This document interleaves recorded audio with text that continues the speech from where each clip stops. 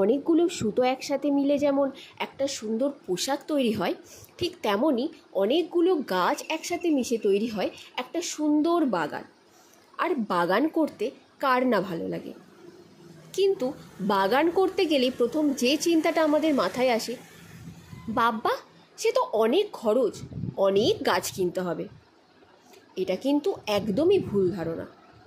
একটা কথা আছে জানো তো, ইচ্ছা থাকলেই উপায় হয়, ইচ্ছা থাকাটাই হলো আসল। আমাদের চারপাশটা যদি আমরা ভালো করে লক্ষ্য করি তাহলেই দেখতে পাবো এমন অনেক গাছ আছে যার কাটিং থেকে আমরা খুব সহজেই চারা তৈরি করতে পারবো। এই যেমন ধরো জবা, টগর, বেলি, এগুলো থেকে চারা তৈরি করা তো খুবই কমন। আর এখন এমনিতেও বর্ষাকাল, কাটিং থেকে চারা তৈরির একদম উত্তম সময় নষ্ট না করে ঝটপট তোমরা চারা তৈরি করো। আরে একবার শুরু করে তো দেখো, দেখবে এভাবেই তোমরা অনেক গাছ তৈরি করে ফেলতে পারবে। এই যে গাছগুলো দেখছো, এগুলো সবই কাটিং থেকে তৈরি। আমি কিভাবে কাটিং থেকে চারা তৈরি করি সে সম্পর্কে একটা ভিডিও না হয় পরে দেব।